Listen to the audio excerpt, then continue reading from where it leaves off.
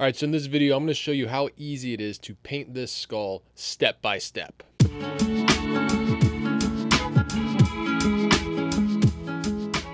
Hello, welcome to Paint Coach. I'm Chris Fornatero, here to help simplify oil painting so you can get better faster. So it is October and I like to be festive. So I decided to paint a skull for my latest Patreon tutorial. And in this video, I'm going to give you the highlights of that tutorial and explain how I break something like this down. Now, I did something new with this tutorial that I've never done before, which is I isolated the main colors on the reference photo to make it easier to follow along. Now, I didn't isolate every single color. I just isolated the main ones that we're going to go through dark to light and block in the skull. And I think that you'll see that once we block in these main colors on the skull, the rest is easy. So for this one, I'm just using the primaries in white. I'm using ultramarine blue, alizarin crimson, cadmium lemon, and titanium white. And I got a little bit of linseed oil and some paint thinner. So the first thing that I do is I draw in the skull using a mixture of all three of the primaries, kind of lean a little more towards the red side, so it should be a little bit of a reddish brown. Normally when I have burnt sienna on my palette, I'll mix a little burnt sienna and ultramarine blue, but we don't have burnt sienna this time. We're just using the primaries, so I'm gonna kind of mix up my own burnt sienna looking color.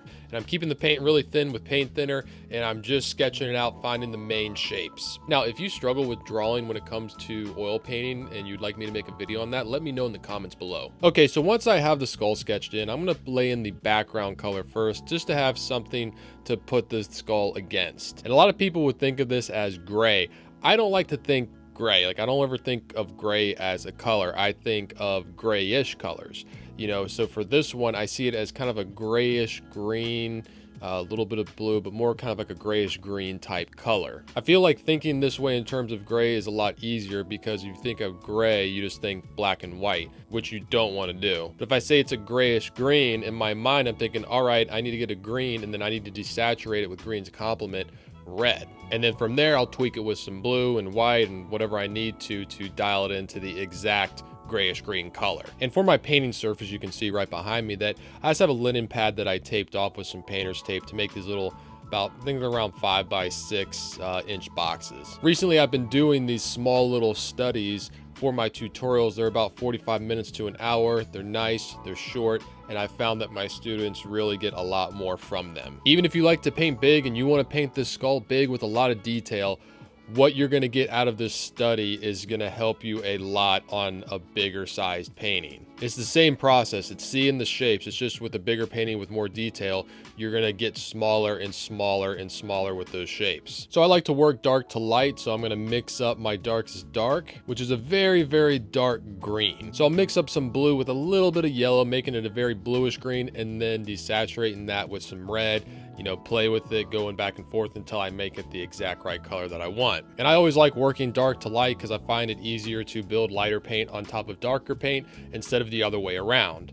And also with this skull, you're gonna notice all the darkest areas are the areas that are furthest into the skull, like the nose and in the eye sockets. It's the areas that are, you know, furthest away from us. So it makes sense to put those first, and then we're gonna build lighter and lighter as we get further out.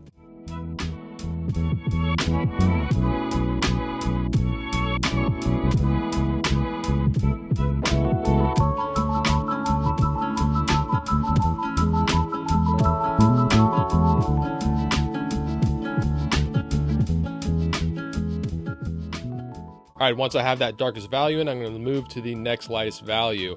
And having the colors and values isolated here on the reference photo helps me out because I can see exactly how much lighter to make my next color. You can see it's lighter than the previous color we had, but not that much lighter. It's kind of a dark, muddyish green. So I'm going to lay that in wherever I see it.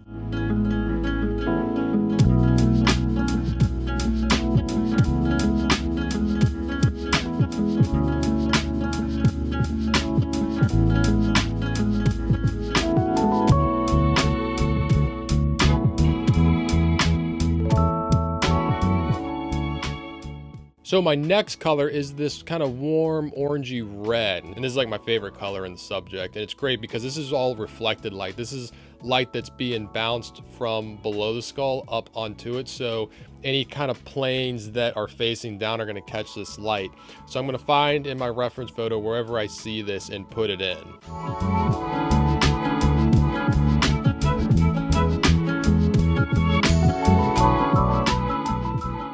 Okay, next is the general shadow color. This is pretty much all the shadowed parts of the skull. So anywhere that there isn't lights, you know, highlights or lighter tones, this is gonna go there.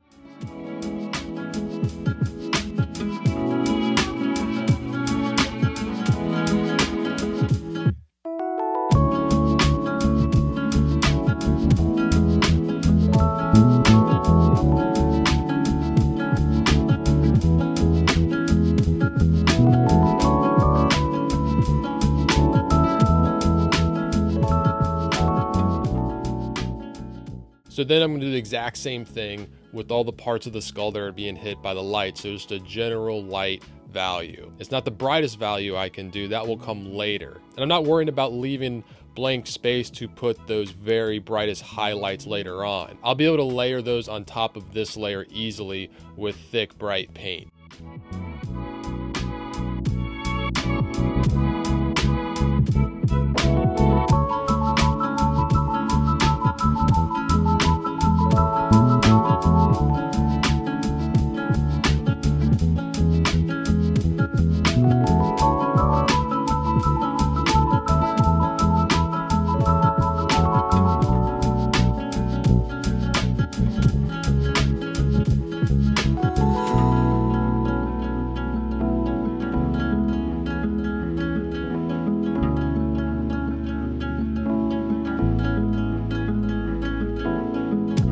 All right, now that we got all the major values in, it's time to start dialing things in, getting a little more specific, softening edges, stuff like that. And since we've blocked in these major values, it's going to keep us on track and make sure we don't paint something out of its correct value zone.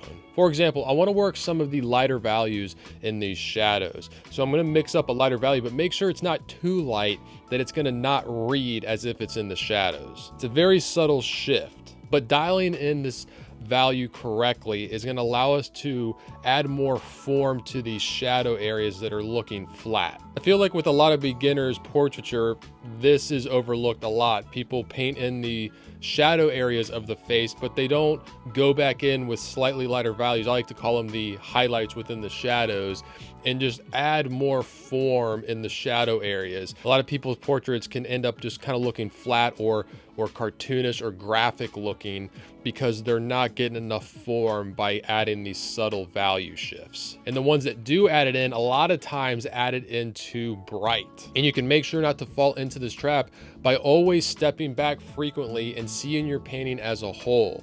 And when you lay down that lighter value in the shadow, step back and see how it's working, not just within the shadows, but with the lighter sections of your portrait as well. This is why I like working a portrait as a whole. Like, we have the lighter values on the painting already. We block them in already so you can use them to compare to. And the mistake people make is they get zeroed in on just this shadow area, and they're just concerned with making this value lighter than the other areas in the shadow, and they're not taking into consideration how that value is comparing to the other lighter sections of the painting. This is also a great time to soften edges. So if you have a dark value pressed right up against a light value and creates this harsh line, and you want to make that more of a subtle transition from dark to light, you can mix up a value that's in between and paint it in. And since we're painting this alla prima and all the paint is wet, and we're working wet paint into wet paint, it's going to blend in nicely.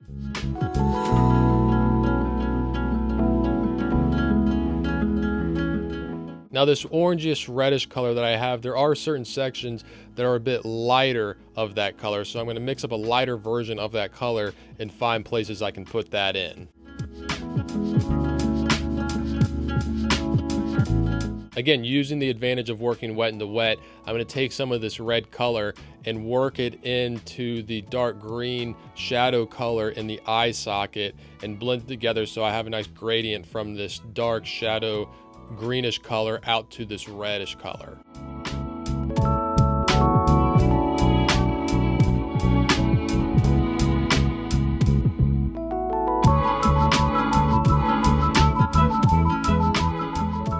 All right, now that I'm happy with the skull, I feel like this background isn't doing enough to make the skull pop forward. And there are a lot of warm colors in the skull, a lot of oranges and orange's complement color is blue. So I'm going to work a little blue and a little bit of white into this grayish background to cool it down, make it a little more on the blue side than the green side to make these oranges in the skull pop out.